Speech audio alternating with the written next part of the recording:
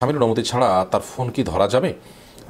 ফোনে যদি ব্যক্তিগত বিষয়গুলো থাকে যেগুলো একান্ত তার পার্সোনাল, তাহলে সেক্ষেত্রে তার অনুমতি নিয়ে ধরা উচিত। স্বামী স্ত্রীর মধ্যে এক অন্যের মোবাইল হাতাহাতি করা, মেসেঞ্জার চেক করা ইত্যাদি এই প্রবণতা আজকাল অনেক বেশি বেড়েছে। একে তো চতুর্দিকে স্বামী স্ত্রী একে অন্যের প্রতি আপনার খেয়ানত করছেন এবং নানা রকমের প্রতারণামূলক আপনার কাজ করছেন, সেজন্য বিশ্বাস হারানোর জায়গা থেকে একে অন্যের আপনার মেসেঞ্জার ইত্যাদি চেক করার চেষ্টা থাকে। আবার এটাও বাস্তব যে স্বামী স্ত্রী একে অন্যের আপনার ব্যক্তিগত বিষয়গুলো দেখাটা অনেক পরিবারে এটা দোষের কিছু নয়, এবং সেটাকে আপনার যেটাকে বলা হয় আপনার গোয়েন্দাগিরি সেরকম হিসাবেও দেখা হয় না। তো এরকম যদি হয় তাহলে সেক্ষেত্রে দেখতে কোনো অসুবিধা নেই। স্বামী স্ত্রী একে অন্যটা দেখাদেখি করেন এবং তারা তাদের প্রতি কারো কোনো অবিশ্বাসের জায়গাটা নেই, বিশেষ কোনো আপনার নেতিবাচক কৌতূহল থেকে নয়। তো সেক্ষেত্রে এটা জায়েজ আছে, কারণ এটা মনঃসম্মতি আছে উভয় পক্ষ থেকে।